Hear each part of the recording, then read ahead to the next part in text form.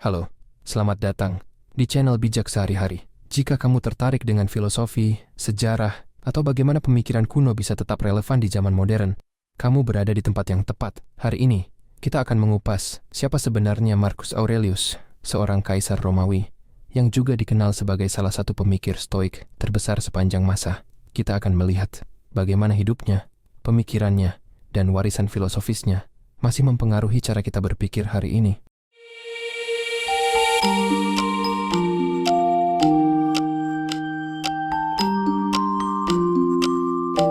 Marcus Aurelius lahir pada tanggal 26 April 121 M di Roma, ibu kota Kekaisaran Romawi. Sejak usia muda, Marcus sudah dikenal sebagai anak yang cerdas dan penuh rasa ingin tahu. Lahir dari keluarga bangsawan, ia tumbuh di lingkungan yang penuh dengan pendidikan dan filosofi. Namun, meskipun ia dibesarkan dalam kemewahan, Marcus muda lebih tertarik pada disiplin dan pembelajaran daripada menikmati kenyamanan yang disediakan oleh statusnya.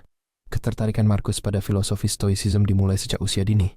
Ia dipengaruhi oleh kakeknya, yang memperkenalkan dia pada ajaran-ajaran Stoik. Di masa remajanya, Marcus mulai mengikuti ajaran Epictetus dan Zeno, dua tokoh penting dalam filosofi Stoicism.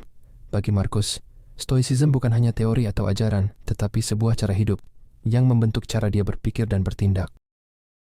Marcus Aurelius diangkat sebagai kaisar Romawi. Sebagai kaisar, ia menghadapi berbagai tantangan besar. Kekaisaran berada di puncak kekuasaannya, tetapi juga di tengah-tengah konflik besar, termasuk perang melawan Parthia dan perlawanan di wilayah Danube. Selain itu, wabah penyakit yang mematikan, yang dikenal sebagai Antonine Plague, juga melanda kekaisaran dan menewaskan jutaan orang. Namun, di tengah segala kesulitan ini, Marcus tetap berpegang pada ajaran Stoicism. Filosofi ini membantunya menjaga ketenangan dan membuat keputusan yang bijaksana di tengah krisis. Marcus percaya bahwa sebagai pemimpin, tugas utamanya adalah melayani rakyatnya dengan keadilan dan integritas, dan inilah yang membedakannya dari banyak pemimpin lainnya di zamannya. Selama masa pemerintahannya, Marcus Aurelius tidak hanya fokus pada masalah politik dan militer, ia juga meluangkan waktu untuk merenung dan menulis pemikiran-pemikirannya dalam sebuah buku, yang kini kita kenal sebagai Meditations. Uniknya, Marcus menulis Meditations bukan untuk publik, melainkan untuk dirinya sendiri.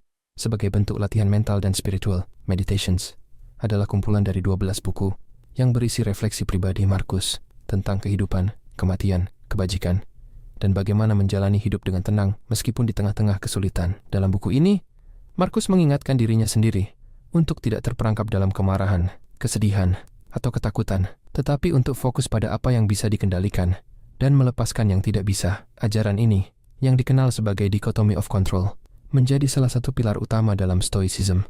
Dalam Meditations, Marcus sering mengingatkan dirinya untuk selalu hidup sesuai dengan nilai-nilai kebajikan seperti kebijaksanaan, keadilan, keberanian, dan pengendalian diri. Bagi Marcus, hidup yang bermakna adalah hidup yang selaras dengan alam dan akal budi, serta menjalani hari-hari dengan kesadaran penuh akan tugas dan tanggung jawab kita sebagai manusia. Marcus Aurelius percaya bahwa hidup ini adalah bagian dari alam semesta yang lebih besar, dan kita hanyalah elemen kecil di dalamnya. Dia sering mengutip prinsip amor fati, yang berarti mencintai takdir. Bagi Marcus, mencintai takdir berarti menerima setiap peristiwa dalam hidup, baik itu baik atau buruk, sebagai bagian dari perjalanan yang harus kita lalui. Dia melihat setiap tantangan sebagai kesempatan untuk belajar dan tumbuh. Marcus juga sangat menghargai pentingnya menjaga ketenangan pikiran. Dalam ajaran Stoicism, emosi seperti kemarahan, kecemasan, atau ketakutan seringkali dianggap sebagai reaksi yang tidak rasional terhadap situasi yang tidak kita kendalikan. Sebaliknya, Marcus menekankan pentingnya mempertahankan ketenangan dan menggunakan akal budi untuk menghadapi setiap situasi. Dengan demikian, kita bisa menjalani hidup dengan lebih damai dan seimbang. Meskipun Meditations ditulis hampir 2000 tahun yang lalu, ajarannya tetap relevan hingga hari ini. Di dunia yang serba cepat dan penuh dengan tekanan, ajaran Marcus Aurelius tentang penerimaan, pengendalian diri, dan kebajikan memberikan panduan yang sangat berharga.